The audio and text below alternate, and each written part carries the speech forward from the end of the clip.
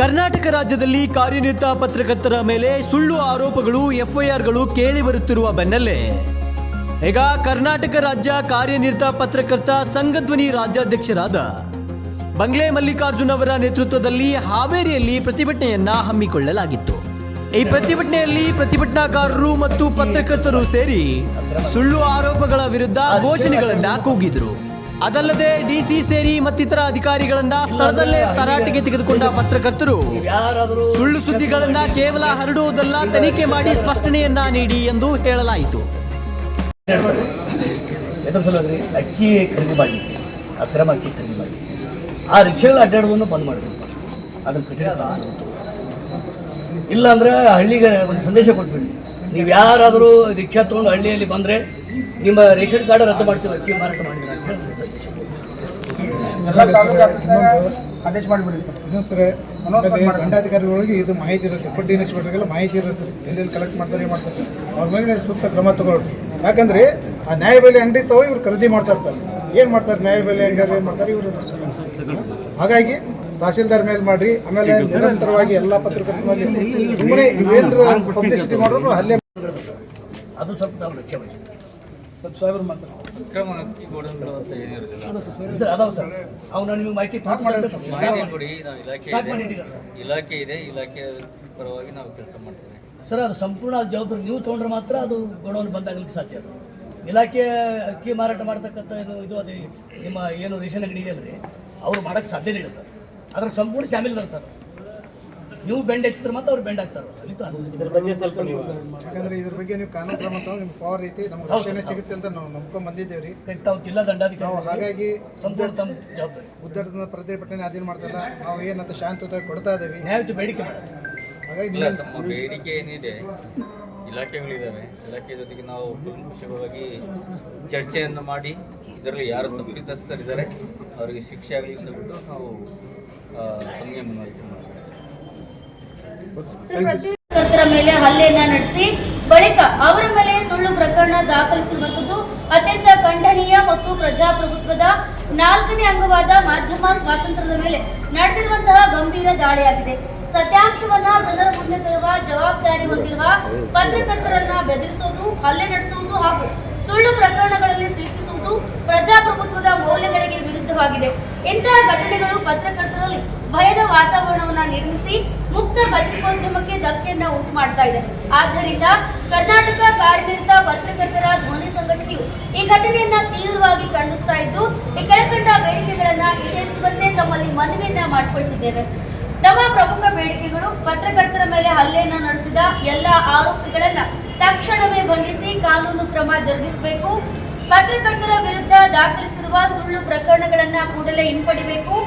ಘಟನೆಯ ಬಗ್ಗೆ ನ್ಯಾಯಸಮ್ಮತ ಹಾಗೂ ನಿಷ್ಪಕ್ಷಪಾತವಾದಂತಹ ತನಿಖೆಯನ್ನ ನಡೆಸಬೇಕು. ಪತ್ರಕರ್ತರು ಯಾವುದೇ ಭಯವಿಲ್ಲದೆ ತಮ್ಮ ಕರ್ತವ್ಯವನ್ನ ನಿರ್ವಹಿಸಲು ಸೂಕ್ತ ರಕ್ಷಣೆಯನ್ನು ಒದಗಿಸಬೇಕು. ಭವಿಷ್ಯದಲ್ಲಿ ಇಂತಹ ಘಟನೆಗಳು ಮರುಕಳಿಸದಂತೆ ಕಟ್ಟುನಿಟ್ಟಿನ ಕ್ರಮ ಕೈಗೊಳ್ಳಬೇಕು.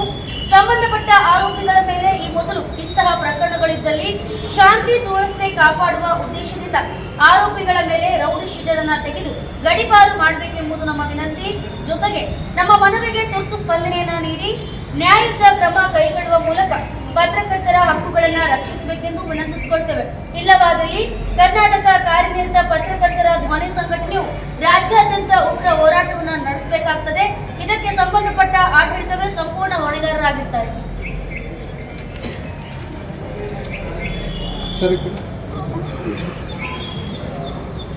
ಮಾಹಿತಿ ಕೊಡಿ, ಮಾಡ್ತೀವಿ, ಯಾರಿದೆ ತಗೊಂಬನ್ನಿ ಪ್ರೂಫ್ ಅಂತ. ನಂಗೆ ಎಲ್ಲ ಮಾಹಿತಿ ನಾವೇ ಕೊಟ್ರೆ ಅವ್ರವ್ರ ಇಲಾಖೆಲಿ ಅವ್ರ ಕೆಲಸ ಯಾಕೆ ಮಾಡ್ಬೇಕು? ಫುಡ್ ಇನ್ಸ್ಪೆಕ್ಟರ್ ಫೋನ್ ಮಾಡ್ರೆ ಅದೇನಿದೆ ಮಾಹಿತಿ ತಗೊಂಡ್ ಬನ್ನಿ. ಜಿಲ್ಲಾಡಳಿತ ಏನ್ ಮಾಡ್ತಾ ಇದೆ ಅಂತ ಅವ್ರ ಆಫೀಸಲ್ಲಿ ಕೂತ್ಕೊಂಡು ಜಿಲ್ಲಾಡಳಿತ ಇವತ್ತು ಪತ್ರಕರ್ತರು ಸಾಕಷ್ಟು ಧ್ವನಿಯಾಗಿ ಇವತ್ತು ಕೆಲಸ ಮಾಡ್ತಾ ಇರ್ತಕ್ಕಂಥ ಸಂದರ್ಭದಲ್ಲಿ, ಪತ್ರಕರ್ತರ ಮೇಲೆ ಹಲ್ಲೆ ಮಾಡ್ತಕ್ಕಂಥ ಸಂದರ್ಭದಲ್ಲಿ ತಮ್ಮ ಜಿಲ್ಲಾ ಆಡಳಿತ ಇವತ್ತು ಏನ್ ಮಾಡ್ತಾ ಇದೆ? ಈ ವಿಚಾರವನ್ನ ಯಾಕೆ ಖಂಡಿಸ್ತಾ ಇಲ್ಲ? ಈ ವಿಚಾರ ಜಿಲ್ಲಾಡಳಿತದ ಗಮನಕ್ಕೆ ಬರ್ತಾ ಇಲ್ವಾ? ಯಾವುದೇ ಹಲ್ಲೆ ಆಗಲಿ, ದೈಹಿಕ ದೌರ್ಜನ್ಯ ಆಗಲಿ, ಯಾರು ಸ್ವಸ್ಥ ನಾಗರಿಕ ಸಮಾಜ ಇರಲಿ, ಆಡಳಿತ ಅದನ್ನು ಪೋಷಿಸೋದಿಲ್ಲ. ಖಂಡಿತವಾಗಿ ಅದನ್ನು ಖಂಡಿಸೋದು ನಾವು ಸಹ ಖಂಡಿಸ್ತೀವಿ.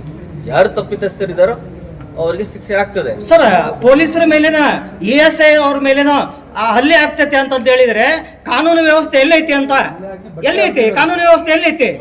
ಹಾಳಾಗೋಗೈತಿ ಅಂತಕ್ಕಂಥ ಆರೋಪವನ್ನು ಇವತ್ತು ಸಾರ್ವಜನಿಕರು ಇವತ್ತು ಮಾಡ್ತಾ ಇದ್ದಾರೆ. ಇದ್ರ ಬಗ್ಗೆ ನೀವೇನ್ ಹೇಳ್ತೀರಿ? ಇಲಾಖೆ ಪೊಲೀಸ್ ಇಲಾಖೆ ASI ಅಂತ ಹೇಳ್ತೀರಿ, ಅಷ್ಟು ಯಾವುದೇ ಇಲಾಖೆಯ ಮೇಲೆ ಯಾವುದೇ ಅಧಿಕಾರಿಗಳ ಮೇಲೆ ಸಾಮಾನ್ಯ ಜನರು ಯಾರೇ ಅವರ ಕರ್ತವ್ಯಕ್ಕೆ ಅಡೆತಡೆ ಮಾಡಿದರೆ ನಾವು ಕ್ರಮ ಕೈಗೊಳ್ತೇವೆ. ಅದರಲ್ಲಿ ನೋ ಡೌಟ್. ಕಂಡು ಬಂದ್ರೆ ಸಾರ್ವಜನಿಕವಾಗಿ ಪ್ರಶ್ನೆ ಮಾಡೋದು ತಪ್ಪ? ಸಾರ್ವಜನಿಕ ಮಾಡಿ ತಪ್ಪು ಮಾಡೋದು ಎಲ್ಲೂ ಇಲ್ಲ.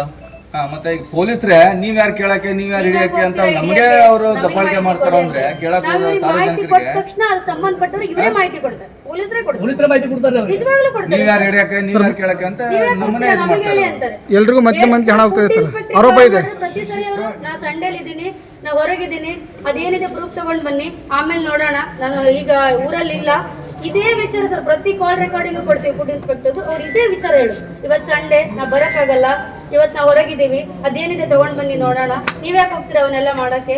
ಹಂಗಿದ್ರೆ ಮತ್ತೆ ಇವ್ರು ಆರಾಮಾಗಿ ಸಂಬಂಧಪಟ್ಟ ಇಲಾಖೆಗೆ ಮಂತ್ಲಿ ಹಣ ಹೋಗ್ತಾ ಇದೆ, ಆರೋಪ ಇದೆ ಸರ್.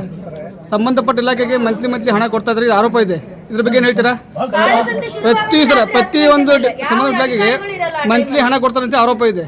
ಇದ್ರ ಬಗ್ಗೆ ಏನ್ ಹೇಳ್ತೀರಾ? ದಂಧೆಕೋರ ಅದಾರಲ್ರಿ, ಇವ್ರು ಏನ್ ಮಾಡ್ತಾರ, ಡೈರೆಕ್ಟ್ ಆಗಿ ನಮ್ಮ ಪತ್ರಕರ್ತರು ಹೋದ್ರಂದ್ರೆ ನೀವ್ ಯಾರು ನಮ್ ಕೇಳೋರು, ನಿಮ್ಗೆ ಏನ್ ಸಂಬಂಧ ಐತಿ, ನಾವು ಮಂತ್ಲಿ ಕೊಡ್ತೇವಲ್ಲ, ನಾವು ಡಿಪಾರ್ಟ್ಮೆಂಟ್ ಮಂತ್ಲಿ ಕೊಡ್ತೀವಿ ಅಂತ ಓಪನ್ ಹೇಳ್ತಾರೆ ಸರ್. ಅವರು ಆಕ್ಷನ್ ತಗೋತಾ ಇಲ್ಲ ಅಂತ, ನೀವ್ ಯಾರು ಹಿಡಿಯಕ್ಕೆ ಅಂತ ಪೊಲೀಸ್ರೆ ನಮ್ಮ ಪ್ರಶ್ನೆ ಪೊಲೀಸರು ಆಮೇಲೆ ಆಕ್ಷನ್ ತಗೋತಾ ಇಲ್ಲ. ಇದೆಲ್ಲ ಗಂಡ್ರ ಮಕ್ಕಳಾದ್ರೆ ಇದಕ್ಕೆ ಬೇಕು, ನಮ್ಗೆ ಧೈರ್ಯ ಕೊಡಂಗಿಲ್ಲ, ಎದುರಿಸ್ತಾರ. ಮೀಟಿಂಗ್ ಮಾಡೋದಕ್ಕೆ ಇನ್ನಷ್ಟು ವಿಡಿಯೋ ಸಮೇತ ಅದಾವ ಸರ್ ನಮ್ಮ ಹತ್ರ. ಸರ್ ನೋಡಿ ಮತ್ತೆ ಯಾಕೆ ಸರ್ ಆಕ್ಷನ್ ತಗೋತಾ ಇಲ್ಲ? ಇನ್ಸ್ಪೆಕ್ಟರ್ ಸರ್ ಎದ್ರದ್ರಿ ಸೌನೂರ್ ಫುಡ್ ಇನ್ಸ್ಪೆಕ್ಟರ್ ಮೊದಲು ಶಿಗ್ಗಾಂವ್ ಮಾಡಿದಾರೆ ಸರ್. ಅವರು ಸೌನೂರ್ ಮಾಡಿದಾರ. ಅವ್ರು ಹೋಗಿ ಅವ್ರ ಜೊತೆ ಮೀಟಿಂಗ್ ಮಾಡ್ತಾರೆ ಸರ್. ಟೋಲ್ನ್ಯಾಗ ನಿಂತ ಅವ್ರ ಸ್ಕೂಟಿ ಇತ್ತು ಸರ್, ವೈಟ್ ಸ್ಕೂಟಿ, ಅವ್ರ ಜೊತೆ ನಿಂತ ಅವ್ರ ಜೊತೆ ಮೀಟಿಂಗ್ ಮಾಡ್ತಾರೆ. ಅಕ್ರಮ ಪಡಿತಾರ ಅಕ್ಕಿ ದಂಧೆ ಕೊಡ್ತೀವಿ. ಇವ್ರದ್ದೇನು ಮಾತುಕತೆ ಸರ್? ಪ್ರತಿಯೊಂದು ಹಳ್ಳಿಗೂ ಸರ್ ಆಟೋ ಬರ್ತಾವ ಸರ್. ನೀವೇ ವಿಡಿಯೋ ಅದು ನಾವು ಡಿಪಾರ್ಟ್ಮೆಂಟ್ಗೆ ನಾವು ಸರ್ ಅಲ್ಲ ಸರ್, ಮೊನ್ನೆ ಆಗಿರ್ತಕ್ಕಂಥ ಪ್ರಕರಣದಲ್ಲಿ ಹೇಳ್ತಾರೆ ಸರ್, ಒಬ್ಬರು ASI ಮೇಲೆ ಕರ್ತವ್ಯ ಇರ್ತದೆ, ಪೊಲೀಸ್ ಮೇಲೆ ಹಲ್ಲೆ ಆಗುತ್ತೆ, ಒಬ್ಬ ಕಾರಿಂದ ಪತ್ರಕರ್ತರ ಮೇಲೆ ಹಲ್ಲೆ ಆಗುತ್ತೆ.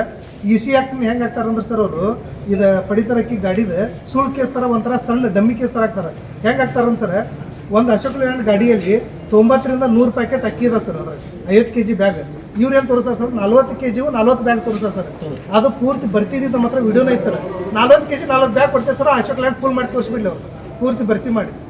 ಹೆಸರು ಸಮೇತ ಆಕ್ಷನ್ ತಗೋತಾರ ಸರ್. ಅಧಿಕಾರಿಗಳು ಶಾಮೀಲ್ ಆಗ್ಯಾರು ಅಂತಕ್ಕಂಥ ಆರೋಪ ಮಾಡ್ತಾ ಇದ್ದಾರೆ. ಕಡಿಮೆ ಅಕ್ಕಿ ತೋರಿಸಿ ಸರ್, ಅವ್ರಿಗೆ ಇಲಾಖೆಯನ್ನು ವಿಚಾರಣೆ ಮಾಡಿಸಿ ಎಲ್ಲಿ ಸರ್ ಒಟ್ಟಾರೆಯಾಗಿ ಇವತ್ತು ಕರ್ನಾಟಕದಲ್ಲಿ ಇವತ್ತು ಧಾರವಾಡ ಜಿಲ್ಲೆ ಇರ್ಬೋದು, ಗದಗ ಜಿಲ್ಲಾ ಇರ್ಬೋದು, ಹಾವೇರಿ ಜಿಲ್ಲಾ ಇರ್ಬೋದು, ಒಟ್ಟಾರೆಯಾಗಿ ಇವತ್ತು ಅಕ್ರಮ ದಂಧೆಕೋರ ಅಷ್ಟೇ ಅಲ್ಲ, ಪ್ರತಿಯೊಂದು ಅಕ್ರಮ ದಂಧೆಗಳು ಹೆಚ್ಚಾಗ್ಯಾವು. ಅದಕ್ಕೆ ಜಿಲ್ಲಾಡಳಿತ, ಇದು ಹಾವೇರಿ ಜಿಲ್ಲೆಯೊಳಗೆ ನಡೆದಿದ್ದಿರತಕ್ಕಂಥ ಈ ಘಟನೆ ಬಗ್ಗೆ ನೀವು ಜಿಲ್ಲಾಡಳಿತದಿಂದ ವಿಶೇಷವಾಗಿ ಇದನ್ನು ಕಠಿಣ ಕ್ರಮ ವಹಿಸಿ ಒಂದು ವಿಶೇಷ ತನಿಖಾ ದಳವನ್ನು ರೂಪಿಸಲಿಕ್ಕೂ ಒಂದು ಅನುಕೂಲ ಮಾಡಿಕೊಡ್ಬೇಕಂತ ಈ ಮೂಲಕ ತಮಗೆ ಮನವಿ ಮಾಡ್ಬೋದು.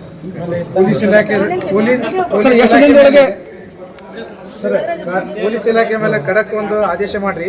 ಅವ್ರು ಸುಮ್ಮನೆ ಕ್ರಿಮಿನಲ್ ಕೇಸ್ ಹಾಕೋದು, ಇವರು ಭ್ರಷ್ಟರು ಅಂತ ಹೇಳಿ ಪತ್ರಕರ್ತರ ಮೇಲೆ ಮಾಡೋದು, ಅವ್ರು ಭ್ರಷ್ಟ ಪರವಾಗಿ ಇವರು FIR ಹಾಕ್ತಾರೆ ಅಂತ ಹೇಳಿದ್ರೆ ಅದು ಮುಂದೆ ಆ ಘಟನೆಗಳು ಆಗಬಾರ್ದು ನಮ್ಮ ಡಿಸ್ಟಿಕ್ನಲ್ಲಿ ಅಂತ ಹೇಳಿ ನೀವು ಮೇಡಮ್ ಅವರೆಲ್ಲ ಕರೆಸಿ ಯಾವ್ದು ಸಂಬಂಧಪಟ್ಟ ಯಾವುದೇ ಇಲಾಖೆಯಲ್ಲಿ, ಆಮೇಲೆ ಅವ್ರ ಮೇಲೆ ಏನೋ ಇದ್ರು ಬರೋ ಮಾನಸಿಕ ಕಿರುಕುಳ ಕೊಡ್ತಾರಂತೆ ಡಿಪಾರ್ಟ್ಮೆಂಟಿಂದ ಪೊಲೀಸ್ಗಳು, ಅದೆಲ್ಲ ಆಗಬಾರ್ದು ಅಂತ ಕೊಡಿ ಸರ್.